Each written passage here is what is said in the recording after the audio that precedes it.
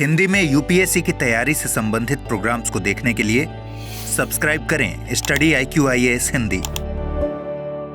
नमस्कार, study IQ IAS Hindi platform पर आपका स्वागत है।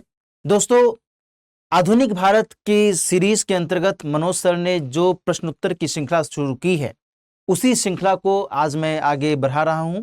मनोज सर अभी के समय में पेड क्लासेस में थोड़ा व्यस्त हैं, इस कारण से वो अभी ये कक्षाएं लेने में समर्थ नहीं है। इसलिए मैं अभी कुछ समय तक आपके साथ में जुड़ा रहूंगा और देन फिर उसी के हिसाब से हम लोग आधुनिक भारत में जिस तरीके से सवाल बनने की प्रवृत्ति रहती है यूपीएससी के अंतर्गत, उसी के संदर्भ में हम लोग हर दिन डिस्कस करते रहेंगे।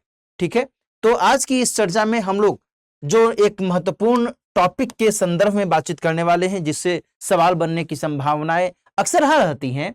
यह जो टॉपिक है, यह टॉपिक जुड़ा हुआ है ब्रिटिश सरकार की सामाजिक सांस्कृतिक नीति के कंटेक्स्ट में, है ना। यदि आप रेगुलर इस सीरीज के पार्ट हैं, इस सीरीज को देखते हैं, तो फिर आपको ध्यान में रखना चाहिए कि यह जो है इस सीरीज का 17वां सवाल है। ठीक है, 17th नंबर का यह सवाल है।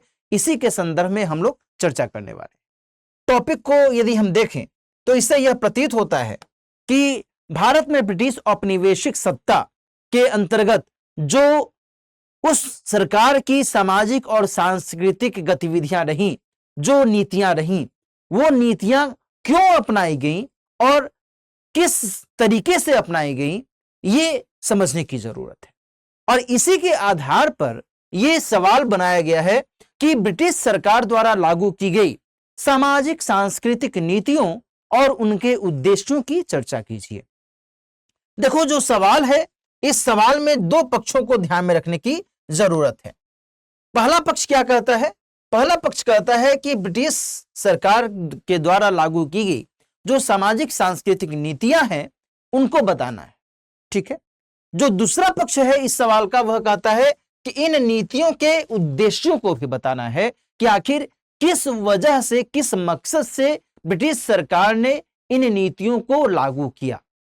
क्लियर? अब हम इस पूरे प्रश्न को एक एक करके समझने की कोशिश करेंगे।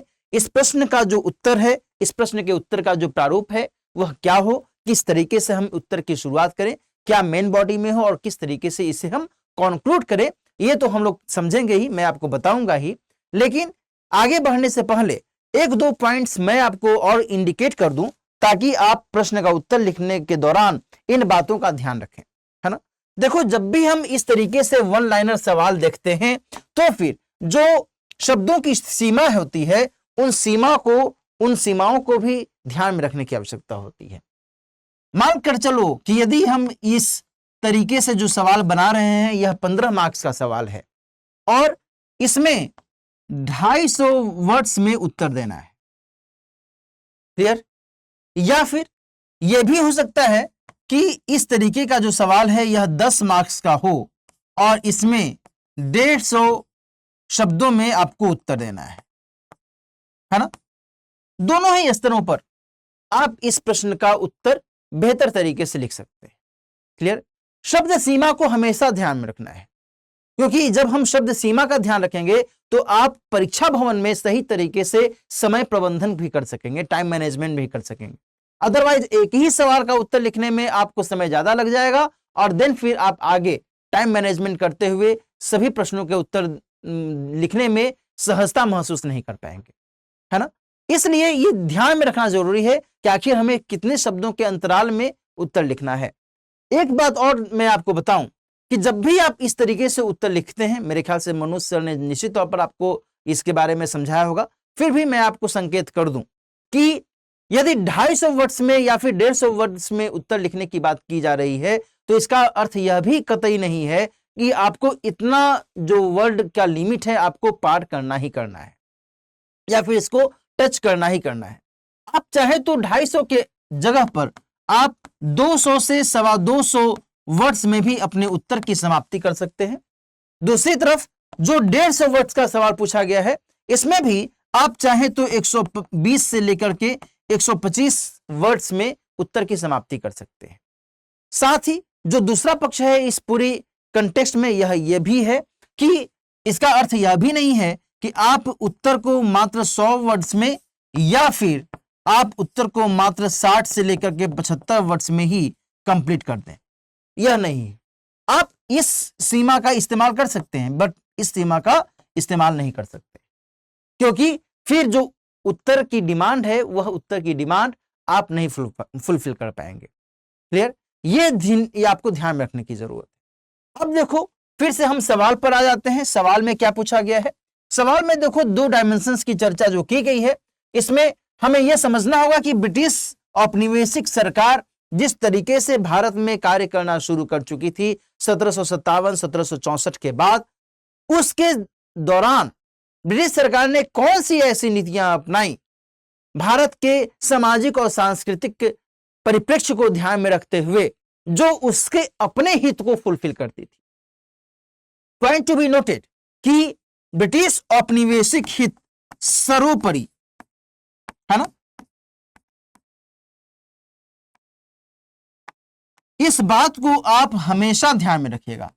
औपनिवेशिक हित सर्वोपरि, यानी कि ब्रिटिश सरकार भारत में कुछ भी कर रही थी, कुछ भी वो, चाहे वो सामाजिक स्तर पर करे, आर्थिक स्तर पर करे, राजनीतिक स्तर पर करे, प्रशासनिक स्तर पर करे, उसका यह कतई मकसद नहीं था कि भारत का हम बेहतर तरीके से विकास करें। भारत का यदि विकास अप्रत्यक्ष तौर पर हो भी रहा था दोस्तों, तो उसमें ब्रिटिश सत्ता और ब्रिटिश साम्राज्य का ही लाभ छिपा था, है ना। वो अपने ही लाभ के लिए, जाहिर सी बात है भाई, भारत को वो उपनिवेश के तौर पर ट्रीट कर रहे थे, और उपनिवेश के तौर पर जब भारत को उपयोग में लाया जा रहा था, तो भारत में कुछ भी हो रहा था तो उसका शोषण, उसका दोहन ब्रिटिश नीति का एक अभिन्न हिस्सा था। और उसी के कंटेक्स्ट में यहां पर मैंने ये बात रखी है कि ब्रिटिश औपनिवेशिक हित सर्वोपरि था, है ना। चाहे वह रेल का विकास करे, चाहे वह कोई भी कानून बनाए, चाहे वह कोई भी प्रावधान करे, कुछ भी करे, उनका यह मतलब कतई नहीं था कि भारत के लोगों के लिए हम दरिया दिली का काम कर रहे हैं। भारत में देखो तो हमने रेल मार्ग बिछाया है जिससे भारतीयों के लिए एक सुगमता हो जाएगी, नहीं, यह कतई नहीं था उनका मकसद। वो अपने हित की पूर्ति के लिए, आर्थिक हित कहें या फिर प्रशासनिक हित कहें, जो भी कहें, है ना। तो इस कॉन्टेक्स्ट को यहां पर हमें समझने की जरूरत है। दूसरी महत्वपूर्ण बात यहां पर यह हो जाती है कि 18वीं सदी तक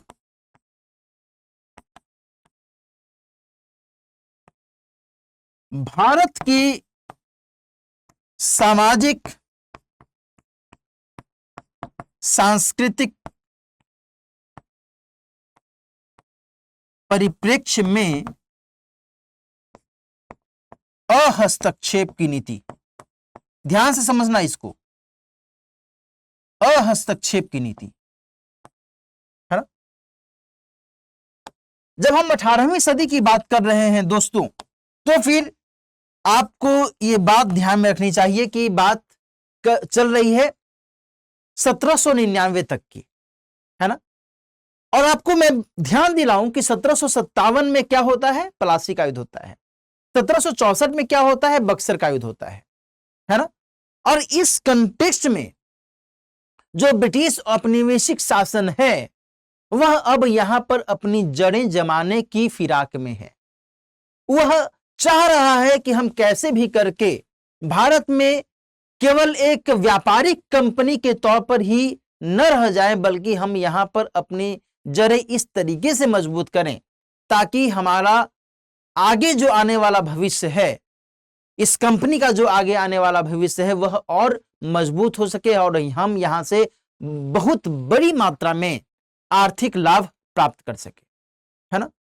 अंततः वह एक व्यापारिक कंपनी ही थी, और व्यापारिक कंपनी होने के नाते उसका जो अनंतिम उद्देश्य था वह यही था कि भाई हमें यहां से किसी भी कीमत पर, हर स्तर पर लाभ ही लाभ हो, है ना। तो यहां पर इस बात को ध्यान में रखिएगा। तो ऐसे में क्या आपको लगता है कि वो यहां के सामाजिक और सांस्कृतिक गतिविधियों में बहुत अधिक इंटरेस्ट लेता है? नहीं, ऐसा एकदम नहीं था, है ना। लेकिन ध्यान रखिएगा कि जाहिर सी बात है कि जब ब्रिटिश औपनिवेशिकता ने यहां पर अपनी जड़ें जमा ली 1764 के बाद, जब कलकत्ता के स्तर पर, कलकत्ता के पूरे क्षेत्र में, बिहार बंगाल के पूरे क्षेत्र में, है ना, उनको दीवानी अधिकार मिल गया, और तब उनको जब ये लगने लगा कि अब हम यहां पर टिक जाएंगे, अब हम यहां पर स्थिर होने लगेंगे, तो फिर उन्होंने अपनी नीतियों में समय के अनुसार परिवर्तन भी करना शुरू कर दिया। और ध्यान रखिएगा कि केवल इस डायमेंशन के ही आधार पर नहीं, बल्कि एक और डायमेंशन था, वह यह कि यूरोप में भी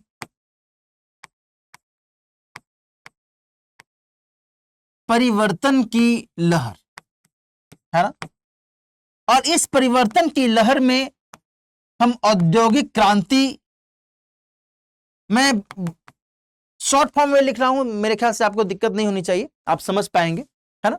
मैं शॉर्ट फॉर्म में औद्योगिक क्रांति ऐसे लिख दिया, कोई दिक्कत नहीं होनी चाहिए आपको।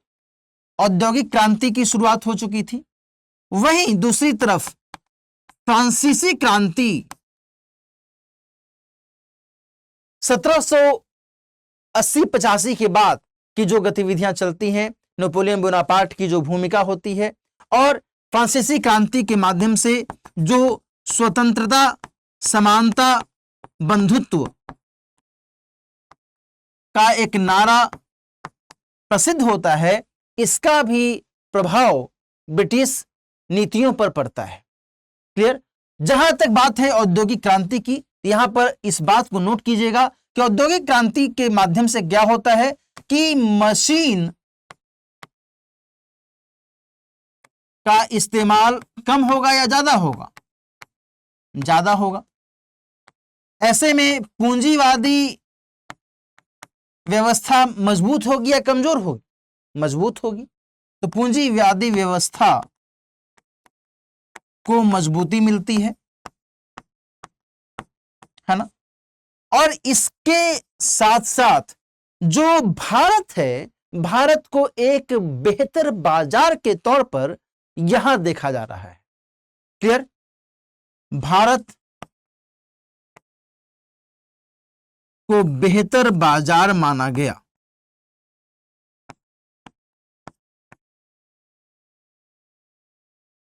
है ना। अब यहां पर दो एंगल निकल के सामने आ रहे हैं कि यूरोप में जो परिवर्तन हो रहा है उसका एक इंपैक्ट हम इस तौर पर देख रहे हैं, और इसके आधार पर जो ब्रिटेन की औपनिवेशिक नीति थी, सामाजिक और सांस्कृतिक स्तर पर जो उसकी गतिविधियां थी, अब उसमें एक ट्विस्ट आता है। अब पहले जो एक हस्तक्षेप की नीति अपनाई जा रही थी, अब उसमें धीरे धीरे हस्तक्षेप की भी गतिविधियां देखी जाती है। और इसमें जो एक तीसरा महत्वपूर्ण पक्ष है वह यह है कि ईसाई धर्म का प्रसार। किसके माध्यम से? तो ईसाई मिशन के माध्यम से।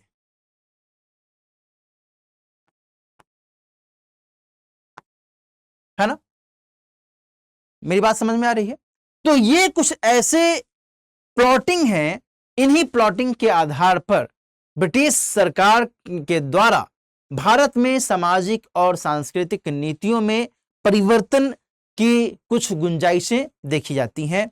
और इन परिवर्तनों के अंतर्गत जो एक महत्वपूर्ण पक्ष है वह यह भी है कि जब हम 1829-30 के बारे में बातचीत करते हैं, तो फिर उस दौरान जो ब्रिटिश सरकार है वहां पर भी राजनीतिक स्तर पर परिवर्तन होता है ना।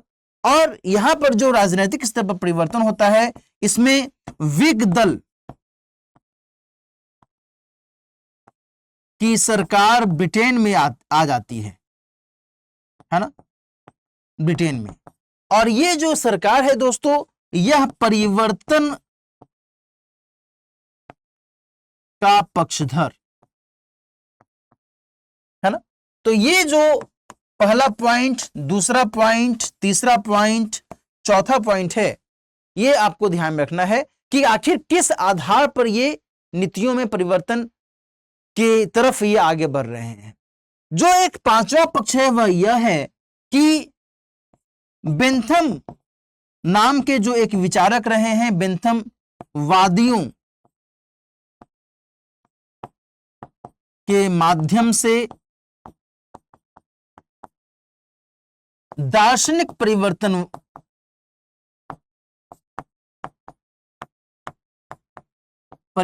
को महत्व है ना। ये जो 4-5 पक्ष हैं वो यहां पर उभरते हैं और इसके आधार पर यह कोशिश की जाती है कि भारत में भी सामाजिक और सांस्कृतिक स्तर पर हम कुछ नयापन लाएं। जो यहां पर पहले से रूढ़िवादिता चलती आ रही है, इन रूढ़िवादी गतिविधियों से आगे बढ़ करके हम कुछ नया करें, है ना। और इसी दृष्टिकोण से भारत में भी कुछ नए स्तरों पर जो परिवर्तन की गतिविधियां हैं वो गतिविधियां देखी जाती हैं। इसे हम समझने की कोशिश करते हैं कि आखिर ये परिवर्तन की गतिविधियां किस कंटेक्स्ट में सामने आती हैं, है ना। ये एक बार आपको ध्यान में रखना जरूरी हो जाएगा। इसे हम अभी देखते हैं किस तरीके से। तो हम यहां पर देखते हैं कि क्या इसमें अब आगे की जो गतिविधि है वह हमें समझने की जरूरत है। देखो 1829 में क्या होता है, सती प्रथा के विरुद्ध एक कानून लाया जाता है ना। मैं अभी आपको पूरी की पूरी एक प्लॉटिंग बता रहा हूं कि भाई इस प्रश्न का उत्तर लिखने के लिए आपको किन बातों का ध्यान रखना है, फिर कैसे आप शुरुआत करेंगे, कैसे आप मेन बॉडी बनाएंगे, कैसे आप कंक्लूड करेंगे, ये तो मैं सबसे अंत में बताऊंगा, इसलिए चिंता नहीं करनी है ना। पहले आप उत्तर के लिए जो कंटेंट चाहिए होगा वो कंटेंट तो समझ लीजिए, है ना। तो 1829 में ये एक गतिविधि चलती है। इसमें राजा राम मोहन राय जी की बड़ी भूमिका मानी जाती है ना।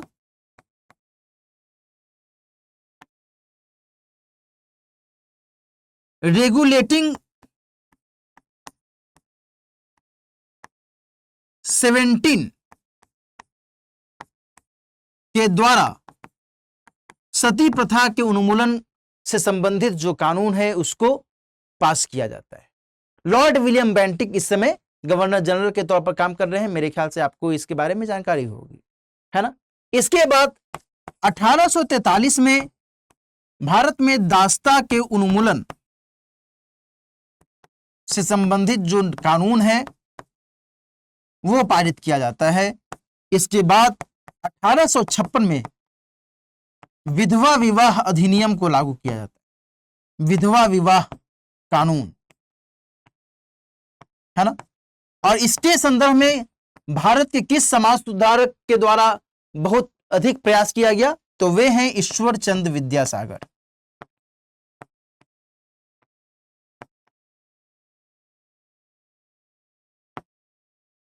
है ना। मेरे ख्याल से अब आप समझ पा रहे होंगे कि क्या शुरुआत में प्लॉटिंग हो रही है, क्या फिर धीरे धीरे ब्रिटिश सरकार के द्वारा नीतियां अपनाई जा रही हैं, और इसमें निश्चित तौर पर भारत के जो समाज सुधारक थे इनकी भी भूमिका यहां पर हम लोग एक एक स्तर पर देख रहे हैं, ठीक है। इसके अलावा यह भी ध्यान रखिएगा कि स्त्री शिक्षा में सुधार के भी प्रयास किए जा रहे हैं। इसके साथ ही जो ईसाई मिशनरियां हैं जिसकी चर्चा मैंने शुरू में भी की, ईसाई मिशनरियों को 1813 के चार्टर एक्ट के माध्यम से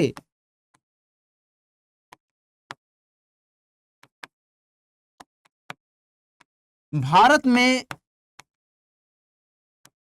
धर्म के प्रचार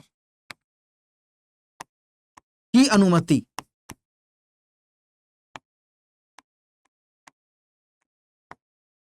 है ना। और इसी एक्ट के माध्यम से 1813 के ही चार्टर एक्ट के माध्यम से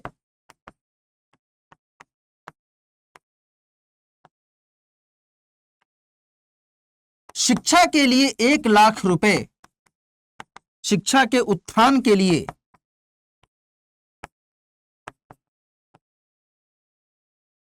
1,00,000 रुपए राशि देने की पेशकश की गई।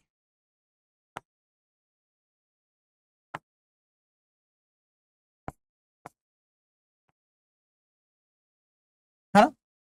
ये जो तमाम गतिविधियां हैं, ये तमाम गतिविधियां ब्रिटिश सरकार के द्वारा अपनाई जा रही हैं। कब अपनाई जा रही हैं? जबकि यहां पर जो महत्वपूर्ण आधार हैं वो आधार मजबूत हो रहे हैं, है ना? परिवर्तनवादी चाह रहे हैं कि भाई कुछ परिवर्तन हो। जाहिर सी बात है, उनको इस बात का एहसास होने लगा था कि भारत में यदि हम टिक रहे हैं तो भारत की जो दशा है, भारत की सामाजिक दशा, भारत की सांस्कृतिक दशा, इसके संदर्भ में भी हमें समझने की आवश्यकता होगी। जो यहां पर वर्तमान में परिस्थितियां मौजूद हैं, इन परिस्थितियों को मद्देनजर रखते हुए हमें भी उसके साथ में घुलना मिलना होगा और साथ ही हमें जिस सीमा तक परिवर्तन अपेक्षित है उस सीमा तक हम परिवर्तन करें, उस सीमा तक हम इसमें कुछ नयापन लाएं, है ना? और इन्हीं उद्देश्यों के मद्देनजर ये जो गतिविधियां हैं, ये गतिविधियां अलग अलग समय में अलग अलग स्तरों पर अलग अलग पक्षों के माध्यम से की जा रही हैं। क्लियर? तो यहां पर एक चीज और ध्यान में रखिएगा कि ब्रिटिश हुकूमत के द्वारा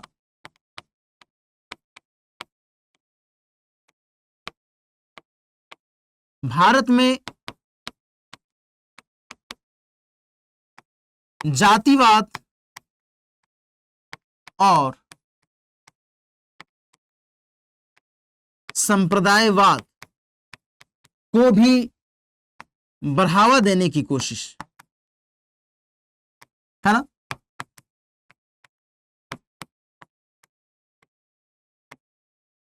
यह ध्यान में रखिएगा कि यह जो एक पक्ष है, यह पक्ष आपको अंतिम में लिखना होगा। पहले तो आपको यह बताना होगा कि ठीक है, ये कुछ परिवर्तन की गतिविधियां चलाई गई, लेकिन अंत में आपको यह भी लिखना होगा कि लेकिन, है ना? आपको जोड़ना होगा कि लेकिन ब्रिटिश सरकार के द्वारा यह भी अपनाया गया है ना? और इसने बाद के समय में भारत के व्यापक आधुनिकीकरण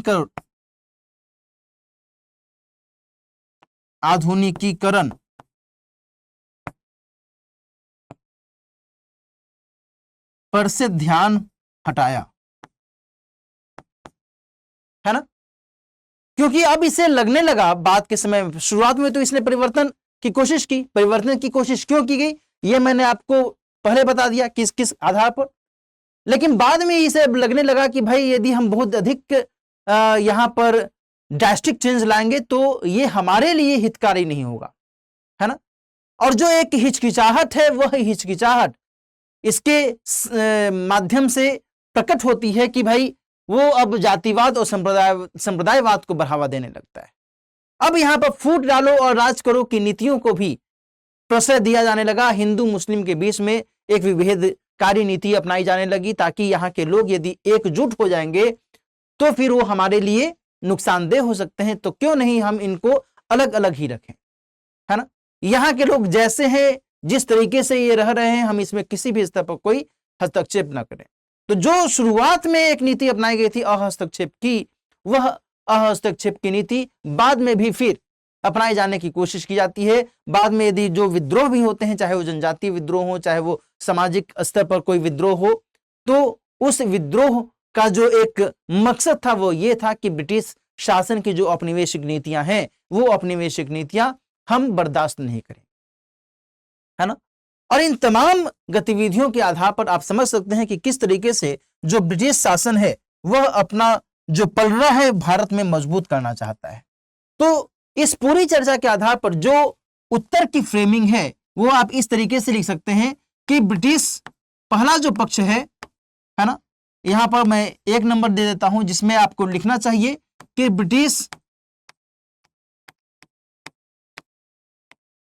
सरकार द्वारा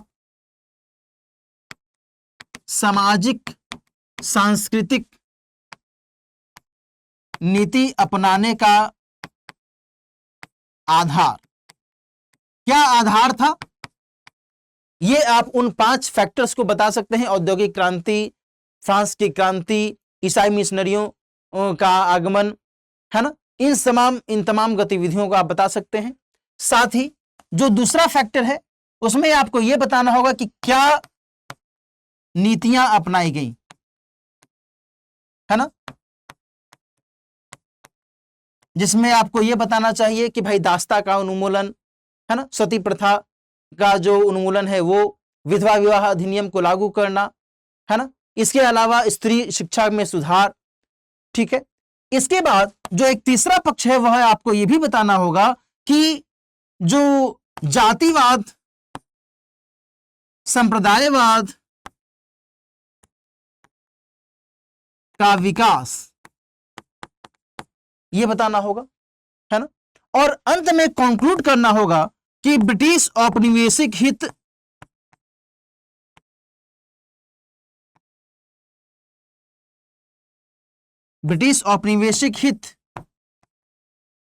को वरीयता, है ना, इसी के लिए उसने जो भी नीतियां हैं वो अपनाई, लेकिन जब उसे अपने हित में ये नहीं लगी तो फिर इसने अपने पैर पीछे करने शुरू कर दी। और इस तरीके से आप इस प्रश्न का बेहतर तरीके से उत्तर दे सकते हैं। यहां पर मैंने आपको बता दिया है औद्योगिक क्रांति, फ्रांसीसी क्रांति, ईसाई धर्म के संदर्भ में जो प्रसार हो रहा है, व्हिग दल की सरकार जो ब्रिटेन में बन रही है, और साथ ही बेंथमवादियों के माध्यम से जो दार्शनिक परिवर्तन की आहट यहां पर देखी जा रही है, इन सभी को आप अपनी चर्चा में उल्लेखित कर सकते हैं। ठीक है, और जो यह प्रश्न का उत्तर है कि भाई ब्रिटिश सरकार द्वारा लागू की गई सामाजिक सांस्कृतिक नीति और उनके उद्देश्य किस तरीके से यहां पर काम कर रहे हैं, देन फिर आप इसका बेहतर तरीके से उत्तर लिख सकते हैं इस प्रारूप के माध्यम से। मुझे उम्मीद है आपको यह चर्चा पसंद आई होगी, और मैं चाहूंगा कि आप इस प्रश्न का उत्तर लिखें। इस पूरी चर्चा को पढ़ने के बाद आप उसको समझें, देन फिर इसे लिखने की कोशिश करें। उत्तर के इस फ्रेम के आधार पर आप एक अच्छा उत्तर निश्चित तौर पर लिख सकते हैं। तो आप उत्तर लिख कर भेजिएगा कहां?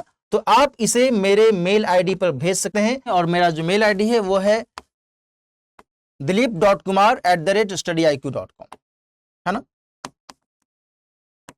dilip.kumar@studiiq.com, है ना। इस मेल आईडी पर आप मुझे अपना उत्तर लिख करके भेज सकते हैं। मिलते हैं फिर नेक्स्ट प्रोग्राम में फिर से एक नए सवाल के साथ। तब तक अपना ख्याल रखिए, अच्छे से पढ़ते रहिए। All the best. हिंदी में यूपीएससी की तैयारी से संबंधित प्रोग्राम्स को देखने के लिए सब्सक्राइब करें स्टडी IQ IAS हिंदी।